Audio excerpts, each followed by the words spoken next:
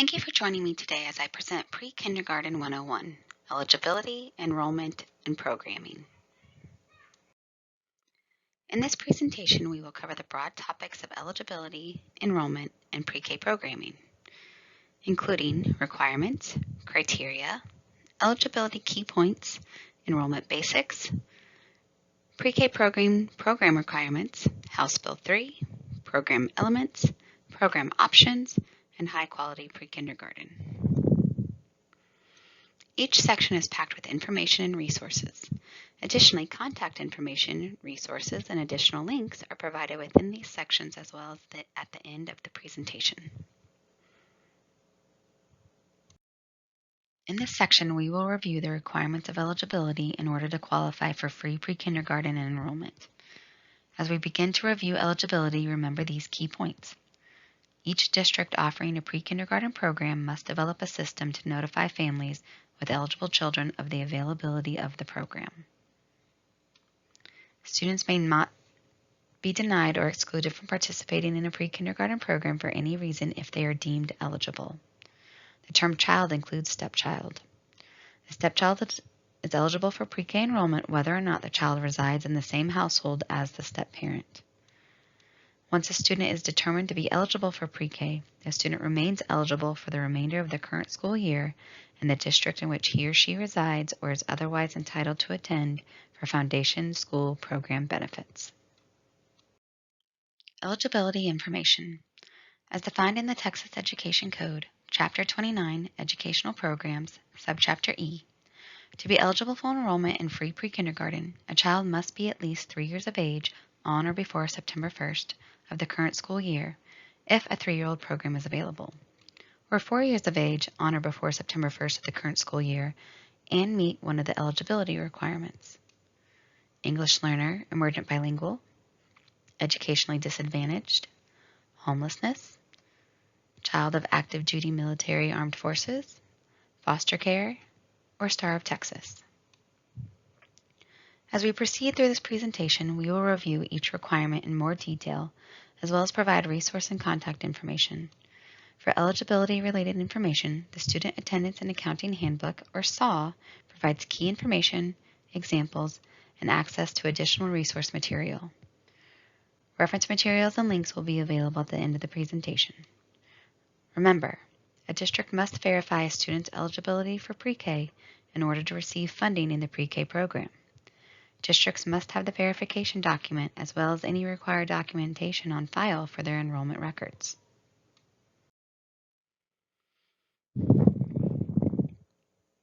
Let's start with age. The age criteria establishes how old a child must be to be eligible to enroll in pre-kindergarten. In addition to that requirement, statute provides further clarification on how a child's eligibility and age play a cohesive role in serving children for pre-kindergarten. A child who is 3 years old is eligible for pre-K only if the district operates a 3-year-old pre-K program. A child who is eligible and enrolls in a pre-K class at the age of 3 remains eligible for enrollment in a pre-K class for the following school year. If a child is automatically eligible for a 4-year-old pre-K program due to being eligible and enrolled in a 3-year-old pre-K program, the district should still ensure a child is appropriately coded.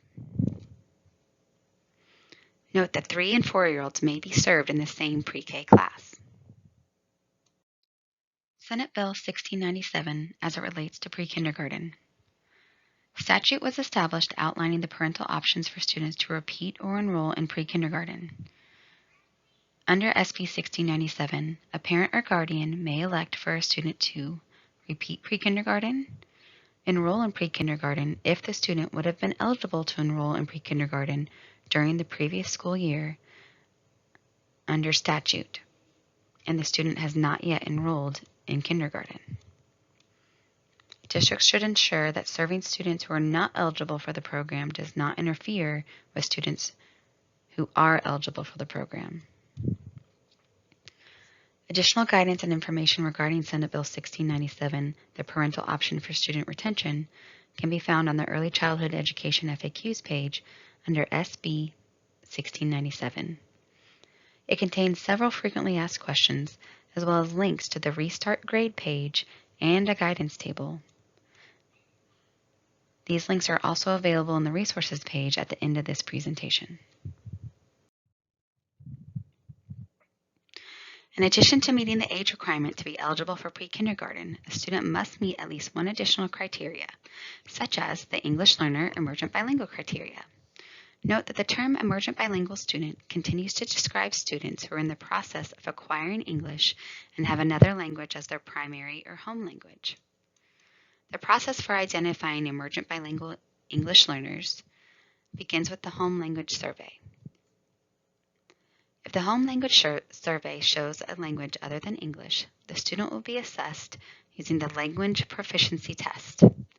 The Language Proficiency Test for pre-kindergarten children is conducted through listening and speaking activities.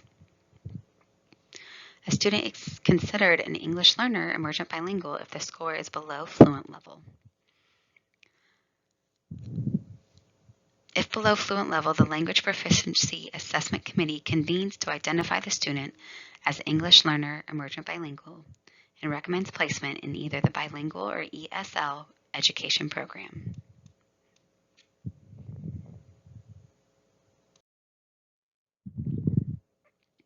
Appropriate pre-K staff members determine that a student is eligible for free pre-K based on the identifying process previously mentioned. Parental approval is obtained prior to a student being placed in the bilingual or ESL program. If the student is not receiving required services through the bilingual ESL program because of a parental denial, the student still remains eligible for free pre-K. For more information and assistance in understanding the bilingual ESL program, staff can reach out to their LPAC coordinator or to the English Learner Support Division here at TEA. Documentation that will want to be included for eligibility based on English Learner Emergent Bilingual would include the Home Language Survey, results from the state's English Oral Language Proficiency Test, and documentation of the LPAC's identification of the student as an English Learner Emergent Bilingual.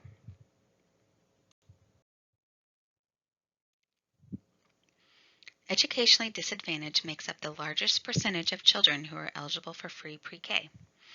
A district must verify and document that a student is considered educationally disadvantaged, either because the student's family income level meets requirements for participation in the National School Lunch Program, or because of automatic eligibility for the program.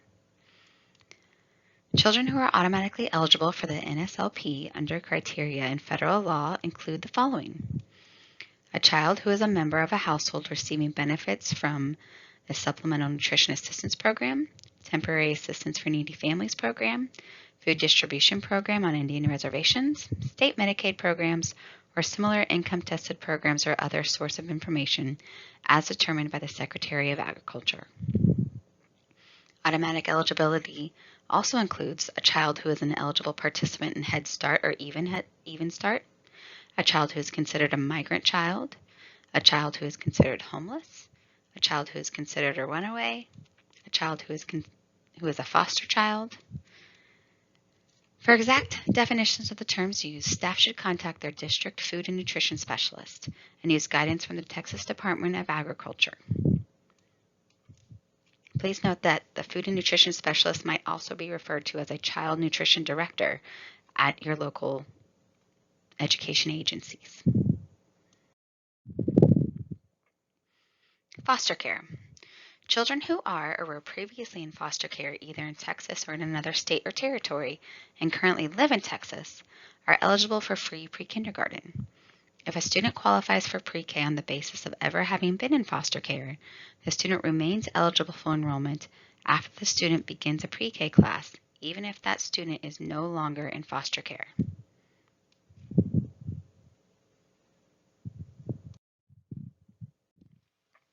As a result of the 86th Texas legislature, Senate Bill 668 relating to data collection, reporting, and notice requirements for certain entities, a uniform definition of homeless children and youth was established in the Texas Education Code.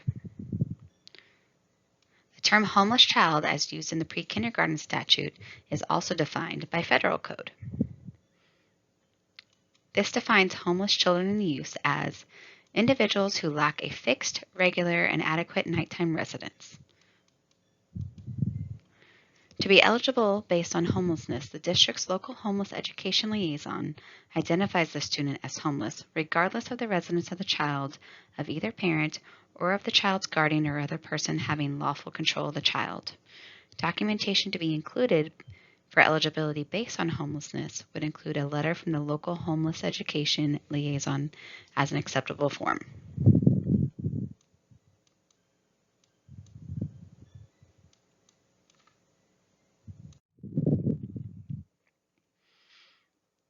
Military or armed services. When determining a student's pre-K eligibility on the basis of membership of a parent in the armed forces, those who qualify as a member of the armed forces include active duty uniformed members, parents or official guardians of the U.S. Army, Navy, Marine Corps, Air Force, or Coast Guard who have eligible children residing in Texas. Activated or mobilized uniformed members of the Texas National Guard, Army or Air Guard, or activated or mobilized members of the reserve components of the U.S. Army, Navy, Marine Corps, Air Force, or Coast Guard who have eligible children residing in Texas. Children of uniformed service members who are missing in action, MIA, or who were injured or killed while serving on duty.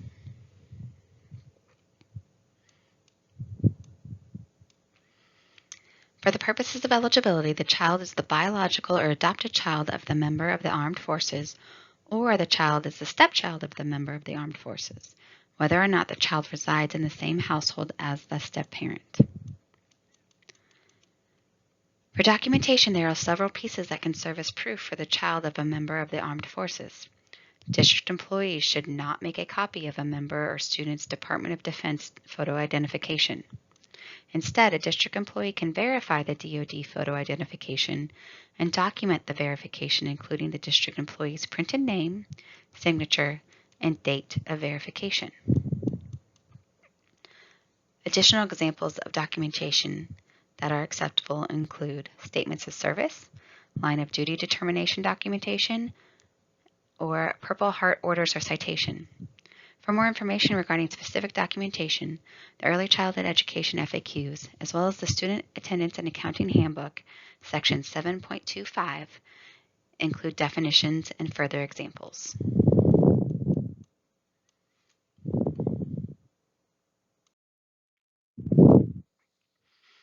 The Star of Texas Award. The Star of Texas Award is presented to honorees and family members of peace officers, firefighters, and emergency responders who are killed or suffer serious injury in the line of duty. For a student to be eligible, the parent must have been deemed eligible for the Star of Texas Award between 2004 and the current year of the awards ceremony. The Office of the Governor, Criminal Justice Division, honors Star of Texas recipients annually in September. The resolution or certificate awarded to an individual serves as proof of eligibility to enroll these children in free pre-K if they are age eligible. The Early Childhood Education Division offers technical assistance in navigating eligibility and support for local education agencies with questions surrounding pre-kindergarten programs. Our website has many frequently asked questions available for review, which can serve as a resource. A few key points to consider when determining eligibility include: each district must develop a system to notify families with eligible children of the availability of the program. Students may not be denied or excluded from participating in a pre-kindergarten program for any reason if they are deemed eligible. And again, child includes stepchild. Furthermore, once determined eligible, a student remains eligible for the remainder of the current school year in the district in which he or she resides or is otherwise entitled to attend for foundation school program benefits. A 3-year-old student who was eligible and enrolled in pre-K remains eligible to attend as a 4-year-old student. Districts are required to follow their usual enrollment procedures.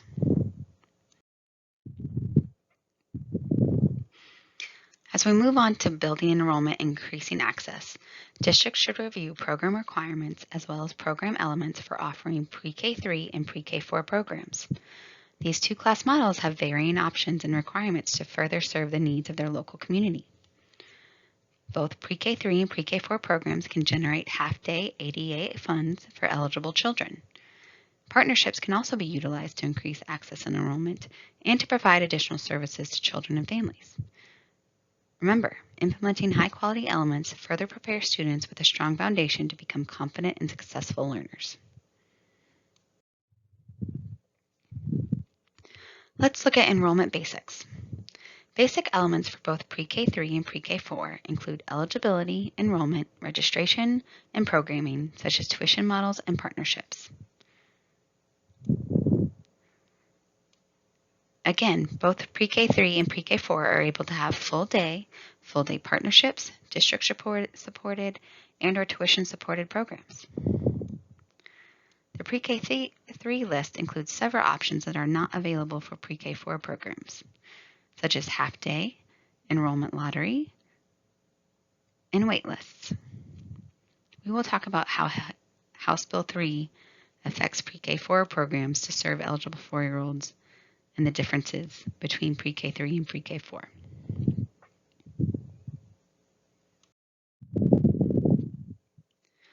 Because Pre-K 3 is not bound by House Bill 3, local education agencies can utilize a variety of models.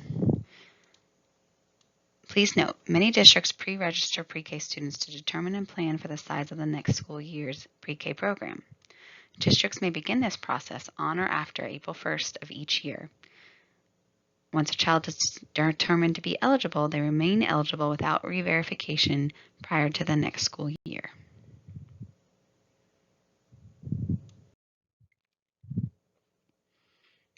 With a basic understanding of eligibility and enrollment, let's further our understanding by reviewing program requirements and programming options. These include programming elements, funding and tuition, partnerships, and high-quality pre-kindergarten. Local education agencies should ensure they are following the requirements for pre-kindergarten programs. The Student Attendance and Accounting Handbook, Section 7, focuses on pre-kindergarten and provides additional information in other sections as well. Remember, the requirements included on this slide are not exhaustive.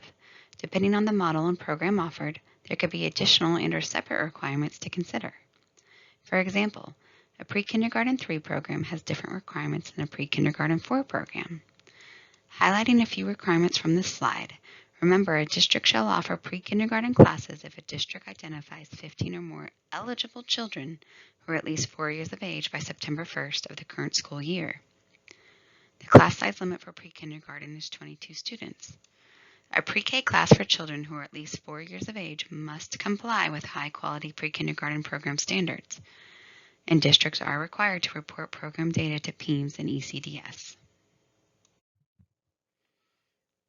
Before reviewing the program elements of Pre-K 3 and Pre-K 4, it's important to note how House Bill 3 impacts the options for these two programs. House Bill 3 does not specifically target Pre-Kindergarten 3 as it does Pre-Kindergarten 4, allowing more opportunities to serve children in a variety of program models.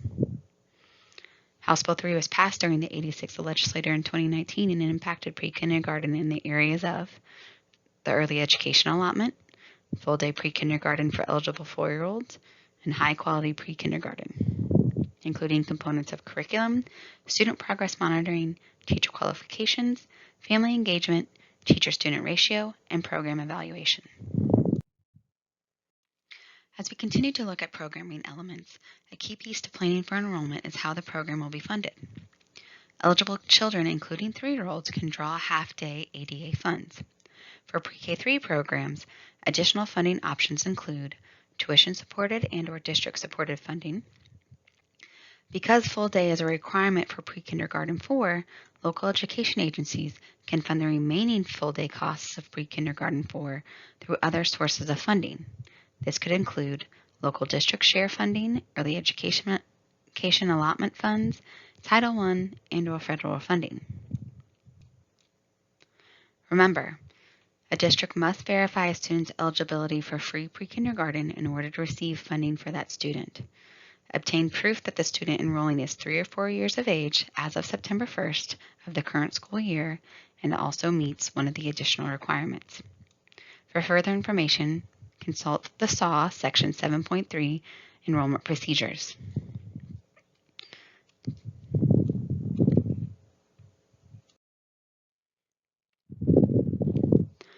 A district may charge tuition to provide half-day and full-day pre-kindergarten classes to those children who are ineligible for free pre-kindergarten.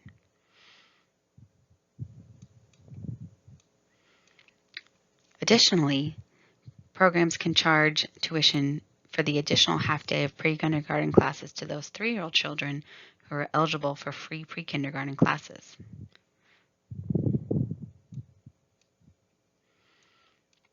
On the slide, you can see that the first 4 options available apply to both Pre-Kindergarten 3 and Pre-Kindergarten 4 program models, including full day pre-K partnership, district supported, or tuition supported. Additionally, because House Bill 3 does not apply to Pre-Kindergarten 3, Pre-Kindergarten 3 programs have additional half-day and lottery enrollment and enrollment waitlist options.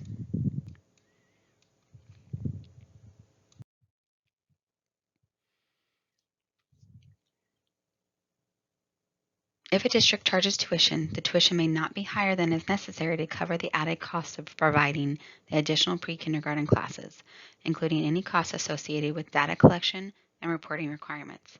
The district must submit a proposed tuition rate to the commissioner for approval annually. You can send the proposed tuition letter to Early Childhood Education at tea.texas.gov. Some additional considerations when setting a pre-kindergarten tuition rate.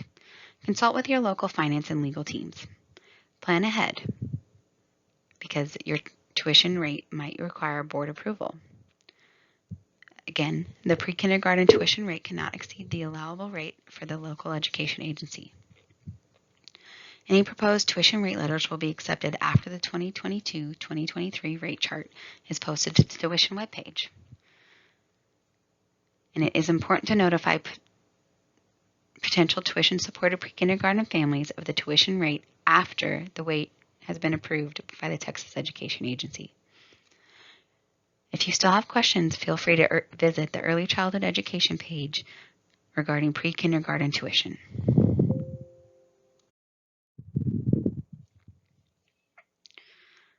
When planning for enrollment, here are some additional elements to consider. These include mixed age group classrooms, meals, and transportation. Pre-K 3 and Pre-K 4 students can be served in the same classroom. Please note that classrooms with eligible 4-year-old students must meet all high-quality pre-kindergarten components. Students must be offered meals and snacks in alignment with the National School Lunch Program. And transportation is a local decision available for Pre-K 3 and Pre-K 4 students. Transportation can be funded as part of the local education agency's regular transportation system.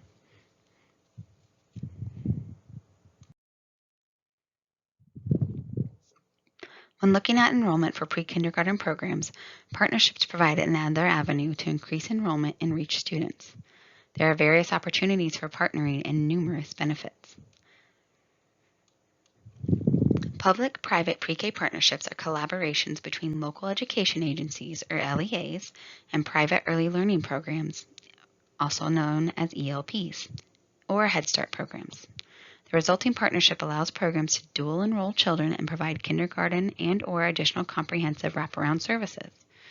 Note that here, early learning programs often refer to private child care providers who serve children 0 to 5 years of age, and for partnership purposes, serve children 3 and 4 years of age. In statute, you'll find that early learning programs are referred to as private providers. And for Head Start partnerships, 3 and 4-year-olds is Head Start, not Early Head Start. Early learning partnerships serve a variety of purposes. The overarching purpose is to help foster within the early childhood community a sense of collaboration rather than competition in order to meet the needs of young children and their families. Early learning partnerships demonstrate that understanding that all of the children are all of our children, and we will work together to help them reach their potential. The beauty of a partnership is that it can be created to serve specific purposes that benefit a particular early childhood community. And there are many reasons why a local education agency and an early learning provider will enter into a partnership. Here are some of the most common. Expand opportunities for families, open communication to better align resources, serve more eligible students, help the local education agency meet full-day pre-K requirements, open new funding streams, increased quality of early childhood program to build school readiness.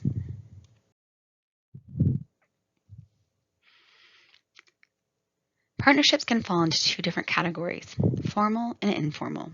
A formal partnership is one where eligible 3 and or 4-year-old pre-kindergarten students who attend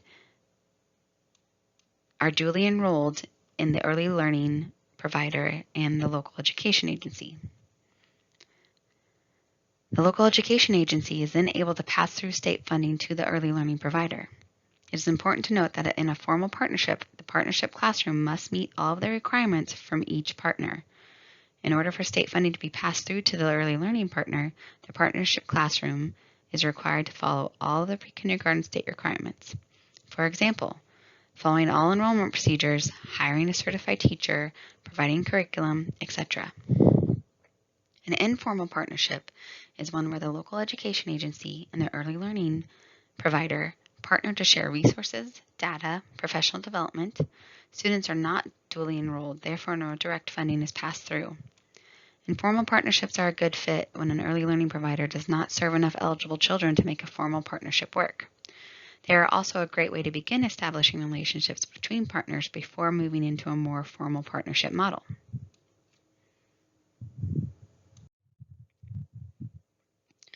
If you would like to learn more about early learning partnerships, please contact Rachel Robinson at rachel.robinson@tea.texas.gov. Additionally, we have links to the Early Learning Partnerships webpage as well as Partnerships Guidebook.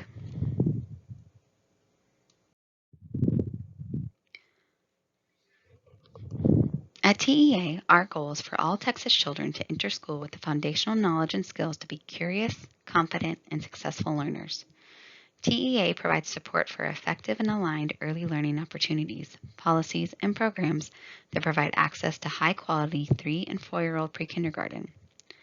Let's take a look at what high-quality pre-K means. High-quality pre-K must be operated on a full-day basis for children who are at least 4 years of age and comply with the program standards for high-quality pre-kindergarten programs under Texas statute. TEA's Early Childhood Education website has additional resources to support educators in meeting these standards so all Texas children can become curious, confident, and successful. The tables included here outline the differences and similarities in high-quality pre-K requirements as it relates to pre-K 3 and pre-K 4 programs. Remember, the high-quality pre-K elements must be met for pre-kindergarten 4 programs. Curriculum. Curriculum used in pre-K 4 classroom must align with all Texas pre-K guidelines. Versus in pre-K 3, it can be used as a best practice. Student progress monitoring is an important part of the teaching cycle and is considered a best practice with all age groups. The 5 developmental domains include Emergent literacy reading, Emergent literacy writing, language and communication, math, and health and wellness. The use of formative assessment tools is encouraged to inform instruction. To further support educators, the more information regarding data-driven instruction is available in the resources section at the end of this presentation. Please note, in a mixed age group classroom, pre-K 3 and pre-K 4, the teacher should implement progress monitoring that is developmentally appropriate for each age group and may adjust or exclude pre-K 3 students if the assessment is deemed developmentally inappropriate. The Commissioner's list of approved pre-kindergarten assessment instruments is available at TEA.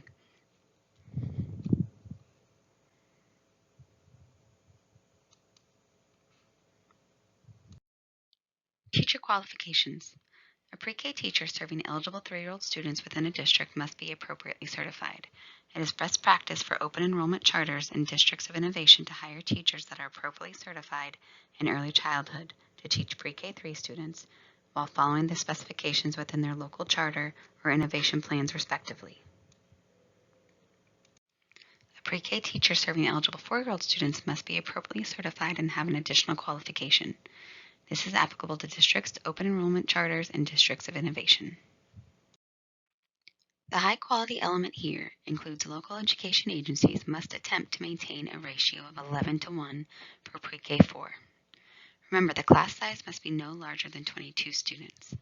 While Pre-K3 programs are not required through House Bill 3 to meet this ratio, Pre-K3 programs should attempt to maintain a student-to-teacher ratio of 11:1 in the classroom.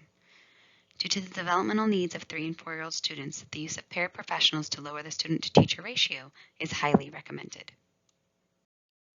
The Family Engagement Plan contains 6 required components: facilitating family-to-family support, establishing a network of community resources, increasing family participation in decision-making, equipping families with tools to enhance and extend learning, developing staff skills and evidence-based practices that support families in meeting their children's learning benchmarks, and evaluating family engagement efforts and using evaluations for continuous improvement. On TEA's website, under the High Quality Pre-Kindergarten section, users can find more information on family engagement plans, including video, presentation slides, and additional frequently asked questions.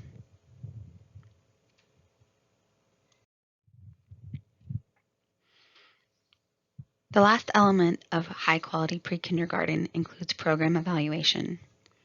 TEA has developed the Early Childhood Program Self-Assessment and the Early Childhood Program Self-Assessment Guide to assist district-level personnel in meeting this high-quality requirement. But local education agencies are able to determine which program evaluation tool they want to use.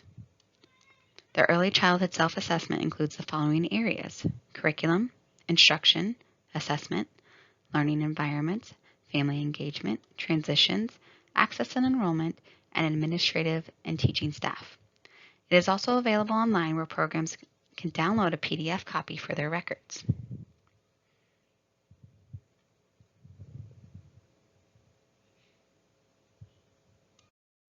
If you'd like to learn more about high-quality pre-kindergarten, please reach out to our team, the Early Childhood Education Division, at earlychildhoodeducation@tea.texas.gov.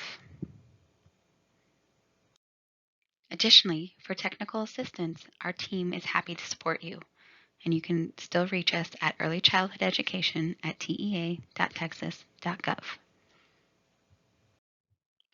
These resources include links to key points made during this presentation. Remember, the TEA website has a variety of helpful resources, and the Early Education Division has numerous sections including eligibility, enrollment, program requirements, partnerships, and high-quality pre-K, as well as early childhood education resources, including numerous webinars and downloadable resources. Thank you for joining this presentation on Pre-Kindergarten 101. This presentation briefly covers the areas of eligibility, enrollment, and programming, such as partnerships and high-quality pre-kindergarten. The Early Childhood Education Division web pages provide additional resources and materials expanding on these topics.